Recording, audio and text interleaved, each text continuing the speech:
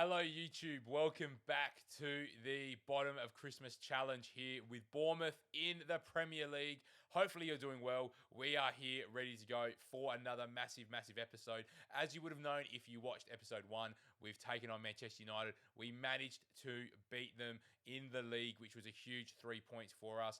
As you can tell though by the league table here on the left hand side of your screen, we have some work to do, although the bottom of the table is very close. So we are here of 19 games played, 13 points on the board. A win would be massive. We've scored the least amount of goals, and we've got some really good information for you guys here to start off with. If you haven't already though, make sure you like and subscribe because there's going to be plenty more of these videos coming for you very shortly. Dominic Solanke is finally back from his injury, so I'm hoping that he will sort us out. But what's happened since the last game? We played Manchester United here. We then got a draw 1-1 with Fulham at home, which we threw away, but they did score a very nice goal.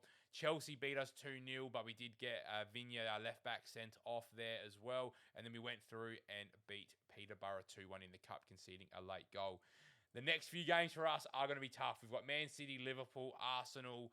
I don't know where you're going to see us next. It's probably going to be one of probably Everton or Brentford, and we'll update you on how this dreadful run goes. The positive is that once we get through the Chelsea game, we get Everton, Brentford, we get Fulham, Man United, West Ham, Tottenham, Wolves, Brighton. It does lighten up. If we can just manage to pick up some points, we're going to be very fine. The last thing I want to go through is we've made a signing, a very good signing. If you do follow any FM content over on YouTube here, you'll know about Fabrizio Diaz. I think FM Scout recently have done a lot of content around him. He has come in on a very cheap deal of 1.8 million. I think it can rise up to about 3 million though. But look at the mentals. He's 19 years old and he's got those mentals there. His lowest stat there is 12. He's got some great technicals as well, and he's going to develop those physicals quite nicely as he gets older. The reason we've brought him in is because we've changed shape a little bit. We've gone with a 4-1-3-2. We're trying to be really compact in the middle, and then we're trying to go really quick on the break. So when you've got guys like Solanke and Dango who can break and can finish and are technically quite gifted, I think it's going to suit the way that we play really well. Now, Diaz slots in. We've got Traore, who's a very similar central midfielder. Again, great physicals, very good mentals for a young player as well. You add Philip Billing in there. We've got Lerma that's just going to screen and do everything we need from him. And then we're probably looking at getting someone in next season in this role here as that, send them mid on support. Cookie does a good job though. Again, great work rate, good vision, great physicals, not an issue. So let's get into it. We know Man City is going to be a tough game for us. Let's see how we get on. I'm very excited. Diaz deserves a good number now. He's not going to get an amazing number. So what can we give him? Let's give him number 20 because that's a good midfielder number. He can maybe have the impact that Diogo Jota had at Liverpool when he first came in. But let's get straight into it. Pep Guardiola has Man City sitting in second. Can we find a way to get a result here? I'm very excited to see how this shape will line up against some of the big teams. I'm hoping that we can sort of draw in some of that pressure and then go from there. So let's go. We're sitting down in 19th place.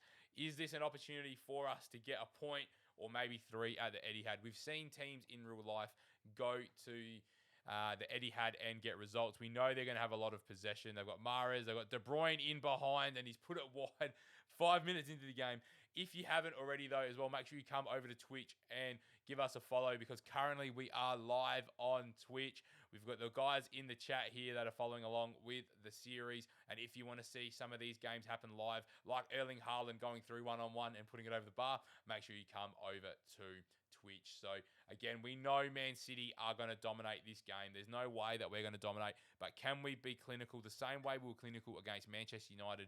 Obviously, they're City rivals only a few game weeks ago, but Phil Foden, I don't know if we're going to have the quality to deal with Phil Foden all day. It's Gundogan. Can we just force Man City to have to take shots outside the box? We don't want City walking the ball inside the 6-yard box, particularly when they've got Erling Haaland and De Bruyne waiting there. But we've done well here to find some space, but we just can't link up with Diaz. We've thrown him straight in the deep end. We've given him a start against Man City. If he can show something here today, then that's going to be, the best way he's going to learn in the Premier League.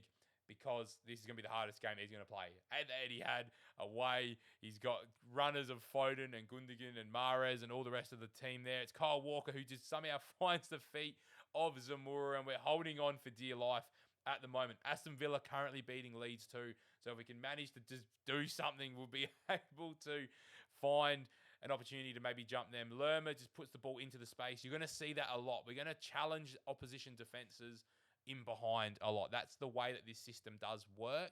We're going to be using the pace that we do have to get in behind a lot of different defenses. But De Bruyne's done that well here. They find Erling Haaland, that's Phil Foden, and he's put it over the bar.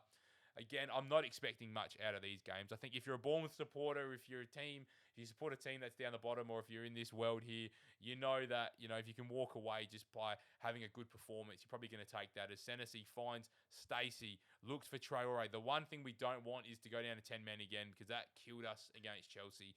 He just made it extremely hard for us to stay in that game because they just start tipping the ball around and dominating. That's going to be 1-0. What a finish from Erling Haaland. Again, not expecting a whole lot of points out of this next run of games.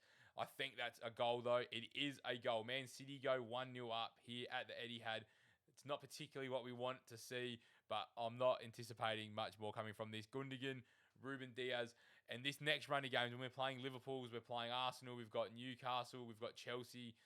If we can get 2 points out of those 4 games, I think we'd be in a very good spot, because when we're playing the teams that are around us, I think we'll be okay. But anything you get in these games here is going to be an absolute bonus. I could alter the way that we play, but I just think that's going to be counterproductive in the boys actually learning the system for when we need it in these big games. Riyad Mahrez puts Man City 2 to the good here. We drop down to 20th. Again, it's not the end of the world, because look how tight the league table is. We're on 13 points. We're only 3 points out of safety, or from safety, I should say. And the goal difference, granted, we haven't scored a lot of goals, isn't that bad as well. So that tells me defensively, we're not a bad side. And I see that in the players that we do have. We do have, very solid centre-backs. We've got some good full-backs. Lerma's going to help us massively in being able to prevent some of those, bigger, or not even bigger teams, the teams around us in getting away from us. I think, the Liverpool's, Arsenal's, Newcastle, Chelsea's, Man United, Tottenham, they're not the guys that we're targeting to get points off of. Look, that Man City have had 21 shots, 6 on target already. We're not expecting to do a whole lot more there. They're going to keep doing this. They're going to just keep on dominating in these games. But when we're versing the Leicesters, when we're versing the Crystal Palaces and the Aston Villas, who in this world are in that position with us, and Leeds as well, I think we can definitely get results. And you can see here, we've got 2-on-2. All it takes is to win the ball back high, send one ball over the top. Can we burn, Laporte? Can we burn Diaz? If we get in behind, we know Dango and Solanke are going to really get in behind. It's just, oh God, Neto, what are you doing? Hey, don't know what's going on there, but Haaland was offside. We're still in this, I'd say. There's still an opportunity. We can get Brooks on. We might take Solanke off because he is coming back from an injury. I don't want him to re-injure himself. We're going to take Diaz off as well because I don't want him getting himself sent off. And we might actually bring Tavernier on as well. So let's get some new creativity in the side. And end of the day, guys, as I said, not expecting anything from this game. What we need is when we're playing Palace, Leeds, Villa, Brighton, West Ham, Everton. We've got some of these games coming up very, very soon. They are going to be the types of games that you're going to see more predominantly now on YouTube as well, because I don't think there's a lot of value in showing you the drubbings that we cop from the big sides. So you're probably going to see us after the January transfer window after this episode, because we're versing all those big sides at the moment, and that's fine. We will update you on how those games go. But as I said at the start of the episode, if you want to see how this goes live, make sure you come over to Twitch, because we will be streaming a lot of this save over on Twitch, and then it will be getting released over on YouTube as we go from there. So couple minutes to go. We lose 2-0. It could have been a lot worse. I don't want to say you could have moved out. Yeah, we'll do that. Let's fire the boys up. If you've enjoyed that episode, make sure you smash the thumbs up button. Let's go have a quick look. You will probably see us back here on YouTube for, I reckon it's Everton is the first game that we get straight away out of these big ones. We've got Luton in the cup. you'll see us here at the Vitality Stadium for Everton. As I said, make sure you subscribe if you want to see more, and we'll see you against Everton very, very soon.